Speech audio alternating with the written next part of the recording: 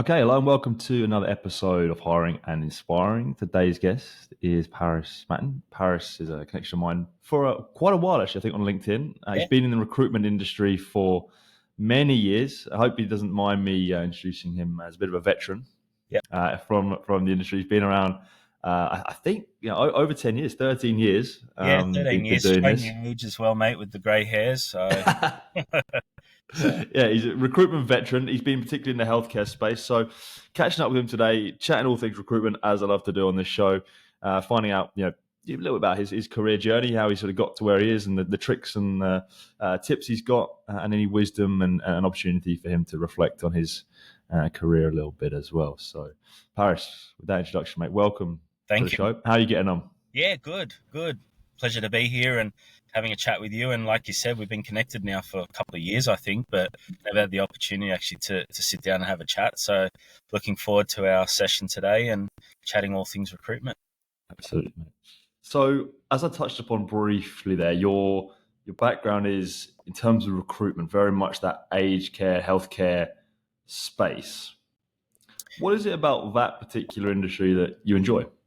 Yeah, I sort of got my first taste of healthcare recruitment going on 9 years ago now and never looked back really, still here 9 years later and enjoying it thoroughly. I think it's a sector that, has a lot of empathy, compassion, patience, and just the sheer care factor. So, for me, a few reasons. I've got quite a close knit relationship with my grandmother, and I always said if God forbid she needed to get, palliative care and extensive care in an aged care facility or a home, sort of a retirement village or whatnot, I'd want the very best sort of healthcare workers looking after her. And I think that sort of was instilled in me from the beginning. And from there, I always pushed for that quality in making sure that, we were recruiting or I was recruiting for the very best staff, nurses, carers, Yeah, you name it, into facilities. So, yeah, it kind of stemmed from that, mate.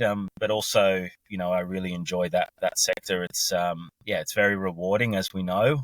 You do make a real difference in people's lives each and every day. And healthcare's here to stay. As long as there's human civilization, we're needing that care from birth to death. So, yeah, few reasons, but yeah, enjoying it thoroughly. that's actually I never thought of that. If you place an aged care or healthcare professional, you're doing good because you've made a placement for yourself. Helped that person get a new job. Happy days for them. Yep. And also, but that person once they get into that job is doing probably you could say you could argue doing good for the wider community as well. Yeah, Whereas a lot of the roles, if you're placing I don't know an accountant, I don't know, it's a little bit different. Do you know yeah, what I it mean? is. It is, mate. And I think as well, when you look at, if you take a registered nurse as an example, they can work within an aged care facility, but they've got transferable skills to work within, an older person's home and care for them within their home. So there's an opportunity for nurses to not to double dip, but also work across the board. It doesn't have to just be within one vertical. It can be across many. You've got nurses that work across the hospital acute sector and then they transition into aged care, and vice versa. Those working in aged care transition into hospital. So, yeah, it's really rewarding, not only for, obviously those that are getting cared for, but also the individuals that are caring for those. Yeah.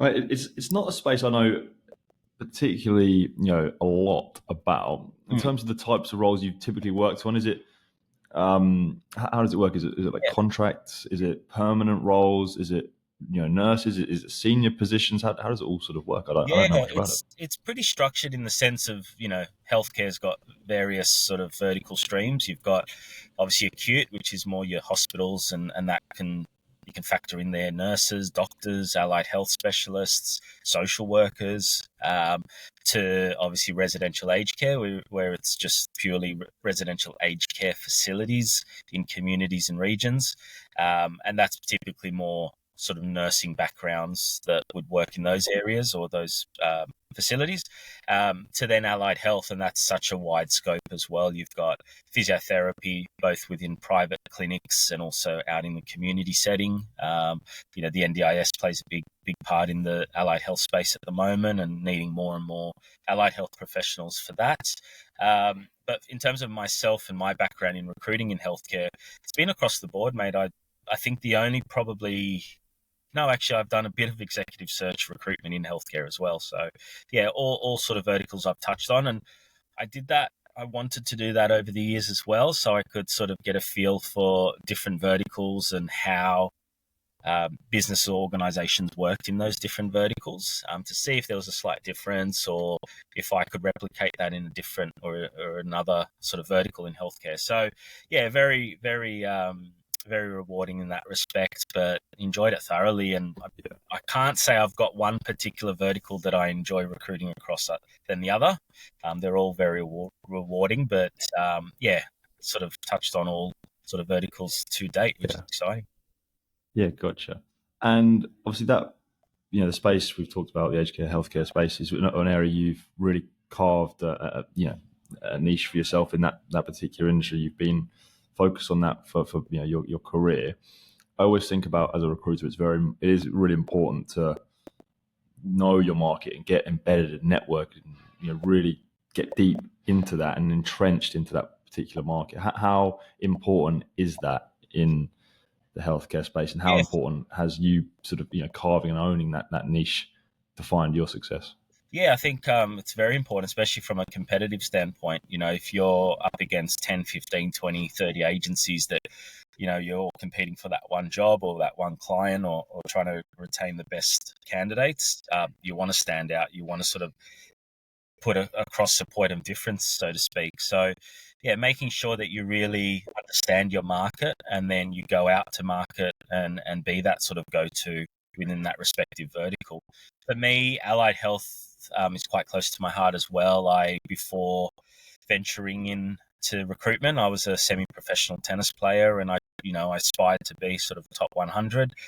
So during my teenage years into sort of the early 20s, I competed on sort of the tier 2, tier 3 circuit, and unfortunately got injured, tore my groin, put me out for a year. So during that time, I was seeing physiotherapists and allied health professionals to help me. So, for me now, understanding that market sort of takes me back to, many years ago. So, yeah, I think really, really important from a competitive standpoint, but also when clients in particular, or candidates that are coming to you to say, look, I'm sort of putting my career in your hands to help me or guide me into finding my next best role. They want to be, they want to have a sense of confidence in you as well, and know what you're talking about and know what you're doing. Otherwise, they'll go out and find their own job, or find their own candidates, really. So, yeah, really, really important that you sort of do your homework and you understand your market. You don't have to be an expert. And I always say that, we're not, as healthcare recruiters, we're not the clinicians or the therapists or the actual clinical candidates themselves. They're the ones that went and did the degree and went to university. So from a clinical standpoint, yes, you need to know it, but you're not expected to be an expert. You're an expert in recruiting and finding staff, and also, helping those. So, yeah, really, really important. Yeah, especially what you said there, that piece about being an expert. It's not your job as a recruiter is to be an expert in recruiting, the market, that kind of thing, rather than the actual the bits and pieces, the actual technicalities, say, of the job. I feel that the same in and I hold my hands up all the time speaking to candidates. I actually don't know what you're talking about here with this particular product. Tell me about it, and it's your job to sort of learn about it and have And I that think sort of just open being mind. honest, like you said there, like if you don't know something, just ask them. We're human. We're not, like I said, we're not expected to know everything. We're not robots. If you don't know something, ask them. Look, I don't know what you mean by that. Can you elaborate? Or, I'm new to this market. I'm still learning. What does that mean? And I think honesty goes a long way as well. People see that and they sort of take their hats off and think, this person's genuine. They actually do want to help me. They're in it for the right reasons and they're genuinely interested, and that's why questions like that asked come across as genuine as well. And otherwise you've got people that think they're the know-it-alls and they fake it till they make it, and they hope that throwing a candidate over and that client will take them by chance. It's not the right way to go about recruitment, I think. So yeah. Mate, and how has the sort of the state of the market been? Maybe more recently, in terms of, has it been more candidate driven, as in lots of opportunities, hard to find candidates, or is it more lots of candidates that are maybe struggling to find roles and there's not as much opportunities out there? How does it sort of sit, would you say? Yeah, definitely candidate driven. Definitely candidate driven. Any healthcare recruiter out there listening or watching this will obviously agree. And it's candidates are managing the market. They're in demand, as we know. It's a candidate short market healthcare. It always has been. That's why we were so reliant on the international workforce coming through the doors and our shores for many years. And obviously, COVID put a big stop to that. And we saw probably 25 to 30% of the healthcare workforce, more within that nursing acute space, head back overseas, back to their home countries, and didn't see the influx we were hoping for when the borders reopened. Right. So that was a real struggle for probably the last, I'd say, 18 months now. It's been quite a struggle. We are seeing sort of the tides turn, which is good now coming into 2024.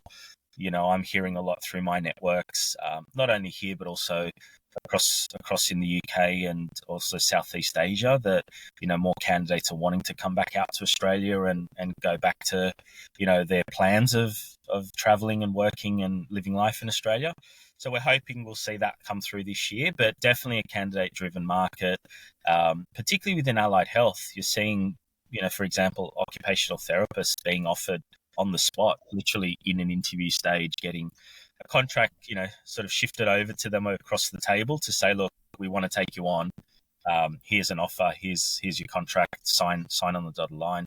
And they're sort of dictating as well the market. I think a little bit. They're being able to push the barriers a bit and sort of say, look, I'm a new grad, but I'm in demand. I want nothing but X amount per year, and if not, I'll find it until I get it, or I'll get it until I find it. So, yeah, I think for that, it's definitely something that is driven by the candidates at the moment. Not a bad thing, I guess, but at the same time, it can make it quite difficult for providers and businesses out there.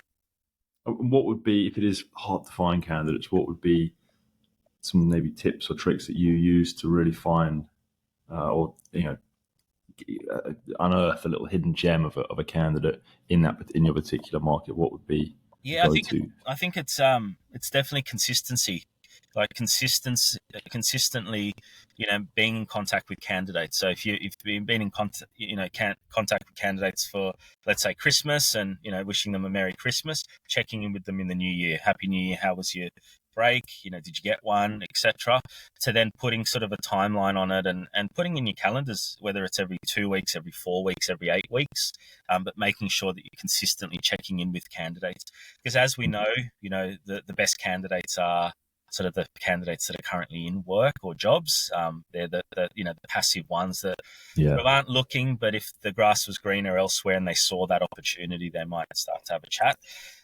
So I think it's really important that you stay consistent with your candidate pool, and you don't sort of give up after the first no, or, I'm not looking, thank you, catch up in a year, maybe things will change.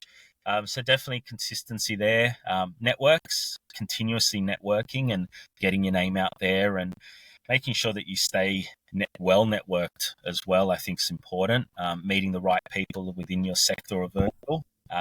Even for us, mate, we've never chatted. We've been connected for a while, but I'm sure through this conversation, that might open some doors in the future for us. And that's what it's about. We're within a people's market, aren't we? We're dealing with people, and so yeah, it's important to network as well. Yeah, gotcha. Great advice, mate. A few more questions, a bit more to you personally. You've been doing this, as I said at the start, I think 13 years now. long time to be there in the recruitment game. What has kept you sort of getting out of bed in the morning to get out there and put your neck on the line and make the calls and ride the roller coaster, so to speak? What is it about the industry that's kept you coming back for more? Yeah, I think I got that, like I was saying to you earlier on that, in terms of knowing allied health because of my, sort of time as a tennis player. I think it came from that competitive side of competing, on the court. And as a tennis player growing up and traveling and competing in tournaments and so forth, I had a real competitiveness to me. And I think that was instilled into myself coming into recruitment. It's so competitive, as we know. Um, so for me, it's that drive and that ability not to give up until the last point, so to speak. And for me, it's not giving up until I make that placement or find that right person for that right job. But also as well, it's like I said there before, the competitive nature of recruitment. It is competitive, and it can be a good competitive sort of sector. I know there is times where people take it the wrong way and they can get nasty or sort of there's malice and things like that. But for me, it's all healthy competition, Yeah, and I enjoy that push and that drive, and I guess making a difference as well every day, waking up and going, you know what, I've changed someone's life, I've helped them secure a new role. yeah, And seeing that sort of over time, checking in with post-employment check-ins that I like to do every so often after, a period of time is really important as well, because you get to sort of hear, I guess, the story that's being told at that new company or with that new candidate. So, yeah, definitely for me, it's the competitive side, and also making that difference. yeah. That tangible, you can actually see the outcome of your work. Yes. The reason, I picked up the phone to that candidate, and if I hadn't done that, they wouldn't have had that job, and then they wouldn't have, when you caught up with them down the track, they wouldn't have told you how much better their life is. You're like, wow, if I hadn't picked up the phone, then Yeah. Yeah. that wouldn't have happened. Which, No, completely agree, for sure. mate. Next question. This is, I think, actually a post of yours which caught my eye on LinkedIn a little while back. You posted about how recruitment agency owners, managers should put people over profits. What did you mean by that, and why do you feel that's so important? Yeah, definitely. Well, without your people, you've got no business unless you're Superman and you can do, 10 things at once. But um, I'm a big believer in it, mate. Put your people first and your profits will follow. They'll take care of your profits that you're looking for. And, I see or I hear so often agencies, putting their profits over their people, not giving, a damn about their people and sort of saying, look, last month we did X amount in profit, great, but we need to do more. We've got next month to go. What are we doing for that? Not how are we feeling? Congratulations, well done. I'll give you an example, and obviously I'm not going to sort of name and shame here, but, in a previous place of work many moons ago, there was an occasion where we sat down at the end of the month as a group or a business, and to hear that the business had done so much in profit that month was outstanding. But not once was there a mention of the staff or the team that did that. There was no mention. There was no sort of praises. Nothing. It was expected, and it was straight on to right. We've got a bigger sort of target next month or this month coming. What are we going to do about it? How are we going to get there? So it was very, very, profit driven. And I actually sat back and I watched everyone around the room, and it was really interesting to see how unmotivated everyone was, considering they'd come into this room thinking we've just done so much in profit, we've had such a great month, to then turn around to see everyone's heads down, people not even responding, just the sheer fact that they didn't feel, um, rewarded or honored for what they had done. So, I think as well, mental health plays a big part. And, if we're only focusing on one outcome and not the people that are getting to that outcome, people are going to struggle with that as well. Yeah, And we see it so often. Mental health is real in recruitment.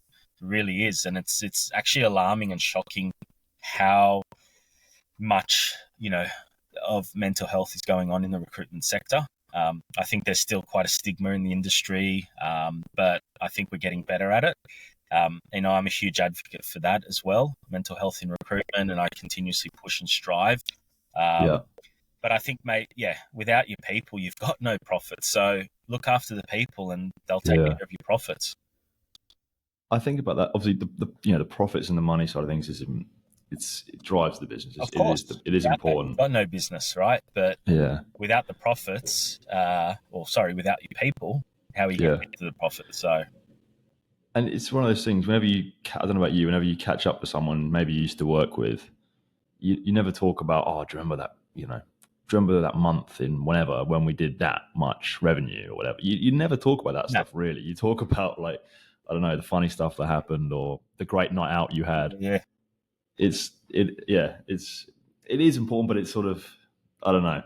It's something I think about Look, don't get me as wrong, well. and people will sit there and say, well, what's he saying that profits aren't important? How's he going to have a sustainable, Yeah. profitable, growing, um, balanced business? But it is. I believe that profit is very important. Like you said, mate, it drives the business. It keeps the doors open. It keeps staff afloat. Wages, etc. Don't get me wrong. Profit is very, very important, but also your people's more important, I think. And for me, that's my belief. I think it's people over profit, and I'll back it till the cows come home, and I'll say it day in, day out. And that at the end of the day, that's my opinion, and I might be right, I might be wrong, but that's what I believe in. You touched upon earlier just now the mental health Mm. challenges in recruitment. I hope you don't mind me bringing this up. No, not at I all. think last year you mentioned was a challenging year for yourself on that sort of point. What I guess what did you do to sort of help yourself get through that year, and maybe some advice to someone who is struggling, Yeah. who works in recruitment and struggling with that on that front. Yeah, you can only control things that you can control. And sometimes there's going to be occasions or situations where it's out of your control. And you've got to take a step back and analyze it and say, did I do everything I could with myself, with the control that I had of this? And if it's yes, then that's good. You've done all you could. It didn't work out. You've got to be able to move on. But if you feel that something's happened, and similar to we talk a little bit about sort of recruitment and dropouts, and when something's gone wrong within recruitment, and it's almost to say, look, have you sat down and looked at it and gone, have I done everything I could to get this placement over the line or to salvage this dropout or whatnot? And if there's bits and pieces missing, like, oh, I actually didn't tell the candidate what time they were starting on the Monday, or I forgot to send them the address, then you wear it a bit and sort of say, look, I should have done that. I think within, when you're going through a challenging time, analyze it, assess it, take a step back and see for what it is. Because it's not always your fault. It's not always going to be your fault or on you. But I think as well, it's knowing when to take time out and sort of pressing on the stop button and saying, right, stop for a period here, and then recharge and come back. I took a few sort of weeks here and there last year, and I needed it. Okay. I needed it Yeah. for various reasons. For one, personal reasons to do with family, which I needed to take some time out and be there for them. But other than that, mate, it was a challenging year for me in the sense that, building and joining a new business as well. That was for me, it's always a challenge when you start something new or start somewhere new, to then going through some of those family, sort of issues that I faced. So really challenging year, but overcame that each and every day, woke up, had that opportunity and woke up, thanking God as well. I'm huge with my faith and, big believer. And for me, I just woke up each day and thank God. I said, look, I'm here today, got another day to change perhaps what happened yesterday. Let's see what I can do. Let's see if there is an opportunity for me to change something today. And whether I did, whether I didn't, but, it was just kept that persevering and pushing through for me. So taking time out's really important. And I will sort of highlight that again, know when to take time out. And, there are people that sometimes feel guilty as well to take time off. I don't know why. You it's a part of everyone's sort of work, right? And rights as an employee to have annual leave and take time off. So use that, whether it's 1 week every quarter, 2 weeks every 6 months. But I think trying to take little breaks rather than going, I'm going to bank all my annual leave until the end of Okay, the yeah. year and then take 4 weeks off. You need those, you sort of need those. It's almost like a car. Like we take a car into the mechanics to get a service every so often.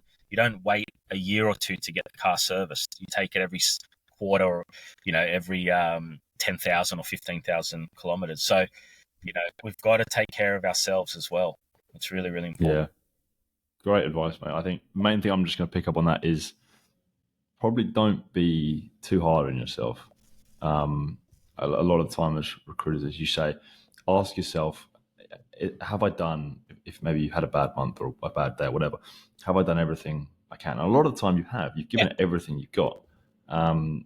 But for some reason, a lot of us, there's just, maybe it's just the relentlessness of the industry. It's just, even if you've had it, you're always like, what's more? What's next? I can do more. And you're just like, why aren't I doing more? You're comparing yourself to other people. And that's where I think a lot of people struggle with you, because even if you're doing well, even if you've given everything you've got, you're still being hard on yourself and you're still beating yourself up for stuff that, end of the day might not be the biggest deal. You might not, there's not much more you could have give. There's not, and I think it's the expectations in the industry that we face. The unexpected pressure, the need for making more placements or more revenue. We Yeah. talked about profits before, but I think there's a way of introducing that expectation into a business or to consultants. It doesn't have to be go, go, go. We need more, sort of with a whip behind people's backs and sort of whipping them to make more calls or make more sort of, CV submissions, whatever it is. I think there's a way to come about it. But yeah, it's been around for years, that pressure, that KPI driven sort of, um, um, sort of atmosphere, if you like, within recruitment. So yeah, look, it works for some, and I think with everything, it's, we've got to be honest, like some people thrive on that, some people don't. It works for some, it doesn't. Everyone's different at the end of the day. And like I said, in terms of my opinions today, it's just based off experience. Like we talked there, like I've been in the industry for 13 years. I've sort of, seen the good, the bad, the ugly, whatever you name it. But, I'm just sort of going off my experience, what I've seen and sort of what I feel or what I enjoy. So, yeah, that's that. Yeah. And those 13 years, and this is maybe a chance for you to reflect. And if you could go back and give advice to yourself, as 13 years ago, as that younger bloke coming into the industry, what would you say to that young recruiter coming Just into it? be a sponge, like literally sponge off everyone. Like, turn to the one that's, sort of, the highest biller within that office or that agency, and really sponge off them. See what they do. Look at their routine. How do they go about their day? What do they do to start their day, end their day? Sit with them. Go for a coffee. Take notes. Ask them. Look, do you mind if I go for a coffee? I'll shout you a coffee. I just want to get some tips and tricks on sort of where it started for you. How are you so successful? What drives you, and what's sort of what keeps you going? But also to, for myself as a inexperienced consultant, um, going in with no expectations as well.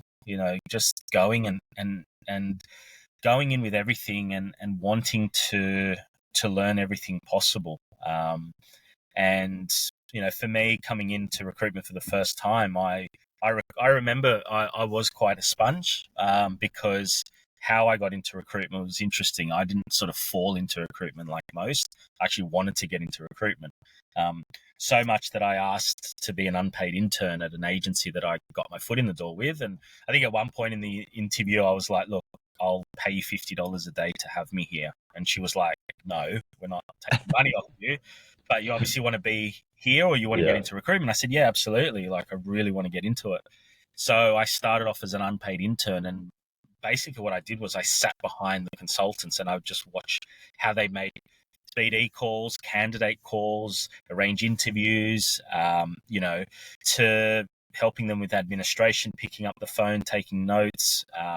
So, again, in my early days, it was very much watching and observing and just understanding. But I think, like I said, coming in with no expectations is really important as well. And don't compare yourself. That's a big no-no as an inexperienced consultant coming in for the first time.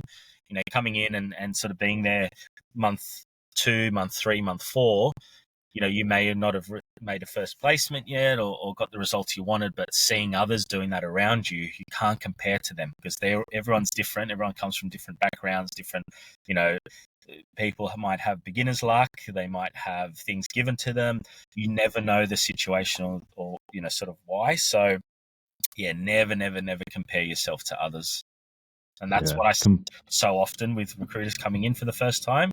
They sort of, after a month, go, well, why has Joe made his placements? He's killing it over there. He's making like 4 placements a week since I started. Like, why can't I'm not doing anything right here? So you can't compare yourself to others. I always think compete and compare against yourself. Yeah. Mainly. Yeah. Compete against, rather than other person in the industry, rather than other recruitment companies, whatever. Compete against yourself yesterday, last week, last month, last year. Yeah. That's your main competition in this game. For sure. Exactly. One final question for you, mate. This is a little bit more, maybe a bit more personal, but you can relate it to work as well. The idea of success, what is that to you? Why do you do what you do? You mentioned waking up every day and just being a little bit grateful for being here. And I love that. What is it about, the idea of success? What is that to you in your world? I think I think for me, being successful comes down to how I feel inside. And, if I'm completely at peace inside of myself with my career, and to say, I've done everything I can, I've achieved everything I can, I've helped as many people I can. I think that's what I see as, when it comes to what does success look like. So it's knowing within when you've succeeded. I think for me, over the years, I've faced many challenges. I've had some great wins, some great results, some great successes, but also with that has come challenging times, stressful times, mistakes as well. I'm a big believer in making mistakes and keep going with sort of working through that. But I think learning from your mistakes as well, will obviously end up resulting into some success. But for me, it's continuously helping others. I'm the last probably 3-4 years now, I'd say, and I did a bit of work with Pete Watson when he put together the recruitment mentor project. So I was a mentor for consultants coming into the industry for the first time. So there was a consultant in Melbourne and a consultant in Brisbane that I mentored, and we did that remotely. Every month we'd catch up for an hour and chat all things recruitment. But I really enjoy that, mentoring, coaching consultants as well, because seeing them do well and succeed, I feel like I'm succeeding and passing on the baton to the future sort of recruiters as well coming through. Yeah. So I think a few things for me in when I look at success, but I think I've still got a bit to go. So I'm going to stick around for a couple more years at least, and see what else I can achieve and go from there. Great stuff, Paris. Thank you very much for sharing all that, and appreciate you taking the time to come on. And I think definitely for any junior recruitment consultants out there listening to that, burn up some notes. There's some loads of hidden gems in there not hidden, but gems in there from Paris. So, mate, thank you very much for sharing all that. You're welcome. Really great stuff. Doing some great stuff in the industry as well. Thank you. Appreciate it. Thank you, mate. Cheers, guys. Cheers.